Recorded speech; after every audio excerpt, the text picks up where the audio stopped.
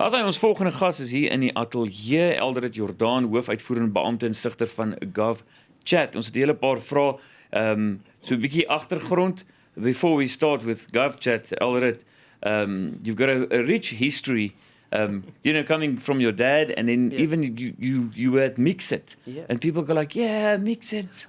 I forgot about Mixit. We're all on WhatsApp now, but now we're going to be on GovChat. Just give us a little bit of background where you come from. Sure. So I'm from Cape Town. Started at Mixit, and at a time where we were doing about 88 million registered users in about 120 countries, probably doing about 1 billion messages each and every single day, way before WhatsApp and Twitter. And I was heading up government there, and first started doing mobile applications for the South African government.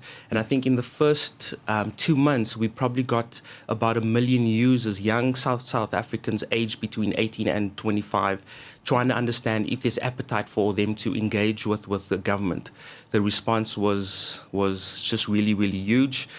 The US government then found out what I did, sent me over to Washington, D.C. for about 6 weeks, and they wanted to understand African technology, and obviously Mixit at that time, about 90% of all mobile phones was still feature phones, and so that's why Mixit was really, really, really big. And Facebook was in South Africa, but not doing as well as what Mixit was doing. And so the US government wanted to understand mobile tech. Went there, had a really, really awesome time, lots of learning. But when I came back, on my way back, I got a call from the Mixit board and found out that I was unemployed.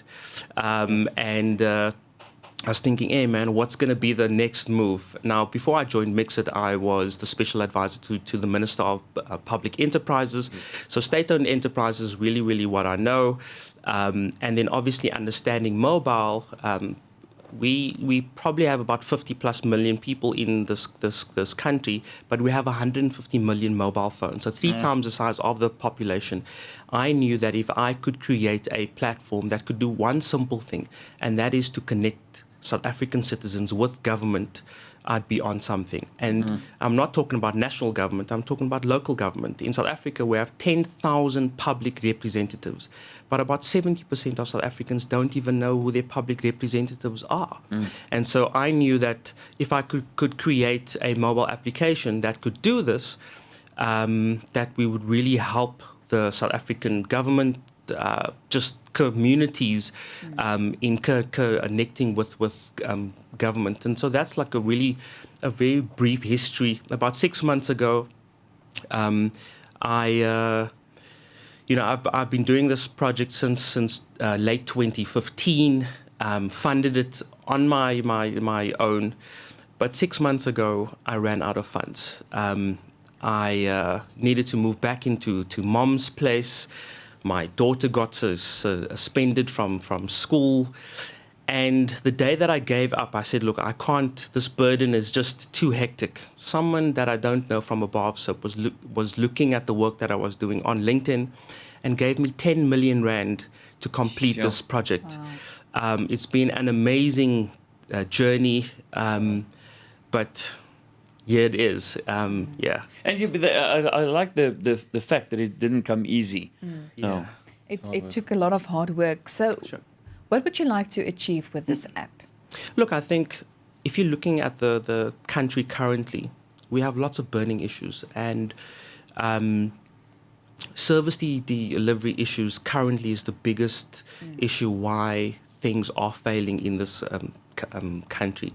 And I believe that if South African citizens could connect with their public representatives, that we'd be able to start seeing things get a lot better, addressing issues of unemployment, issues of access to water and electricity. They're like basic stuff. If we can get those basic things right, if the application could facilitate that process, then I think that we have a job well done. So that from a basic point of view, that is what we are trying to do.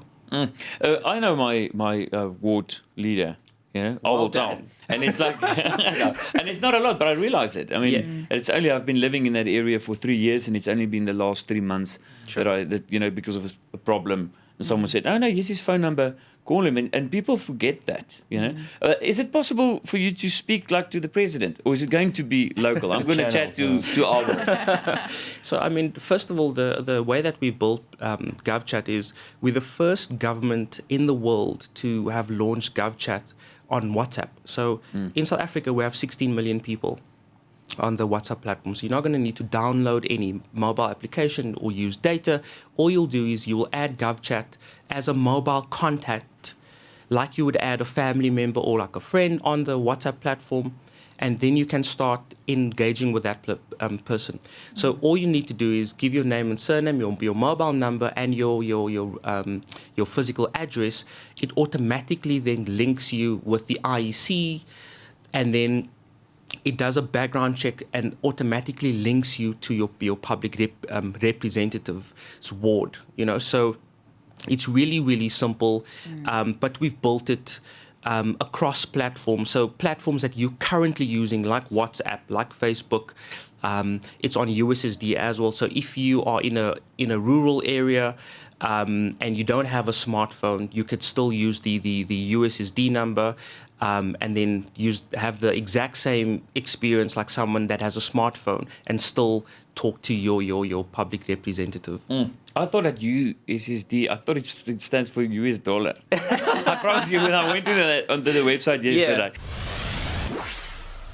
As jy net ingeskakel het, ons gesels met Eldrid Jordaan, hoofuitvoerende beampte van en die stigter van GovChat, soos GovChat. Dis nie 'n app nie. Dis wat ons nou net geleer het. Ek het ook, it's a platform. So ons gaan nou vir jou presies verduidelik wat jy moet doen, maar dit gaan nou die webblad en dan is daar 'n WhatsApp nommer, maar hy stuur onmiddellik vir die naaste raadslid in jou omgewing. So ons gaan nou 'n bietjie, let's go into the detail, just the practical side, because that just shows a bit confusion from my side. I thought it's an app. Go like it, and someone just asked on WhatsApp, is it an app? And no, it's actually easier than an app. So you go to the website. That's where you start. Well, I mean, you don't even have to go to the website. You could just, if you have the mobile number, you could then just add it as a contact. Okay. The reason why we built it this way is majority of South Africans don't like downloading new applications purely because of the cost of data. The cost of data in this country is still very expensive. And so it was important that we create a platform that is in an environment that you are currently using.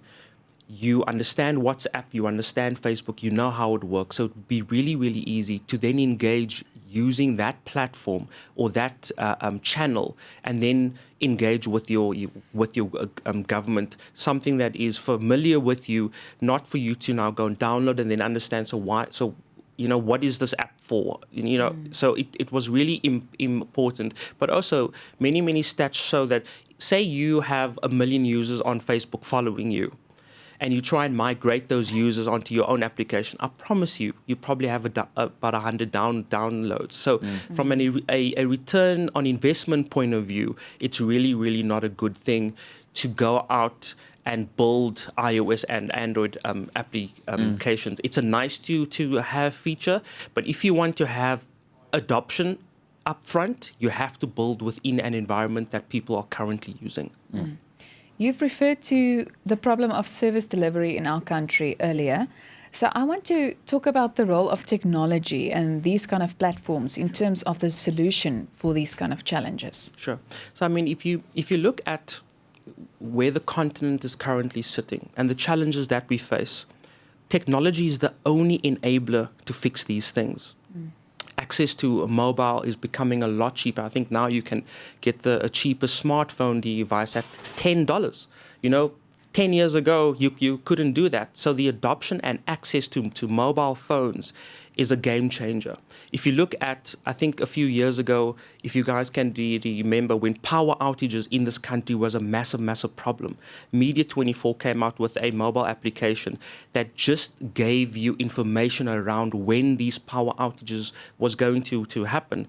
It was a big issue, but because South Africa could now plan on, you know, when these outages are going to happen, it made their lives a lot easier. So on a Friday night, we knew that between, 7 and 9, there's not going to be power. So, let's go out to go and eat, or let's prepare, In that way, it has changed things. If you look at Kenya, the M-Pesa model, from a banking point of view, it has changed the way that citizens are able to transact. It has changed the game completely.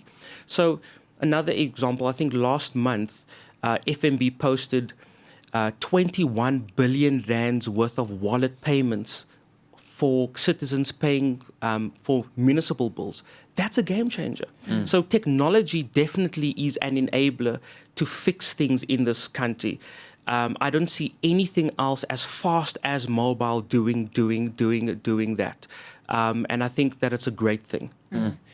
If you have a look at people, especially in South Africa, I think we're at a space in our life where you really want to see things change, but you don't want to feel you say something or speak up, but nothing is going to happen. So what do we as South Africans that actually says, you know what, we like the app or the platform, we want to use it, but what guarantee do we have that there will be answers or that there will be, at least direction? Sure. So the way that the platform works is that when you are submitting a service request or rating and reporting, it goes via your ward councillor. But say I'm reporting a pothole in my street, it goes directly to the person that is in charge of potholes in the municipality.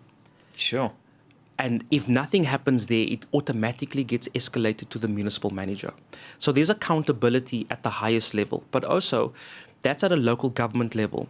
Now, for the first time, GovChat has what we call a early warning system and a national complaint management system. That national government can now monitor what is happening in real time. We don't now need to wait for audit reports from the Auditor General once a year and then now act when there are things not happening in our areas. We can now tackle these things in real time. And that's what GovChat does. It's open, transparent, and ensuring that there is accountability, not just within government, but within a society. So if government comes back to you and say, but they don't have funds to fix that pothole, citizens can come and say, but we have expertise in our community. Can we help you as government? Because remember, government can't do this on its own. And many people also forget that government is also people. It is a human sense, right? And so it's important that we work as a society together with government in fixing things. So in essence, would you say that this platform will regain or let the people regain trust in the government? I think that is the ideal goal. But as a start, like in anything, it's about a relationship. It's starting off as a relationship. If we can get that, I understand what is your councillor's vision for this area together with the community and how we build it. I think that's a starting point. So let's connect, let's understand who our councillors are, and then let's get a conversation going. And then once we know one another, once I understand what makes you tick, right, as a community, but as government as well, then we can work, right?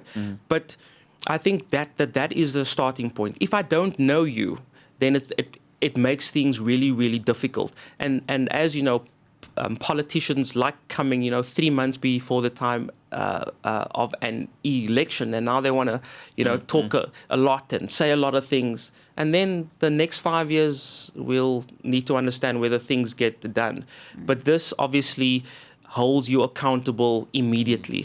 We don't now need to wait for an election process. We can hold government accountable right there on your mobile phone. And have a track record. Have a track, Yeah, they've got the data. Very quick, we've got like 20 seconds. Sure. If I send that, like my street lights not working last night, is someone going to WhatsApp me back to say, we received it? So there's an automated response coming directly from your public representative around that, where it is. It's in progress, it is closed, it is fixed. That is basically what happens. But that's just from a service request point of view. For the first time, South African citizens can go and rate rate and report 30,000 public institutions in South Africa. You can now go and rate the service that you're getting from the police station, from the Home Affairs office, from your library. You can rate and report the service or a facility. So if I'm in a healthcare clinic, I can now rate whether it is a bed issue or whether it's a medicine issue. We can now take things to a granular level to understand. Government can now understand what the issues are and how to plan better to give citizens the quality of services that they basically need. And that's democracy. What's that number? That number is 060 060 078 6613. 060 078 6613. Ek gaan vir hom nou WhatsApp oor die straatligte. Eldrid, we don't have time anymore, but you're going to, into the world with this in the rest of Africa. All of the best. I think it's amazing what you guys do. Thank you so much. Thank you for your time.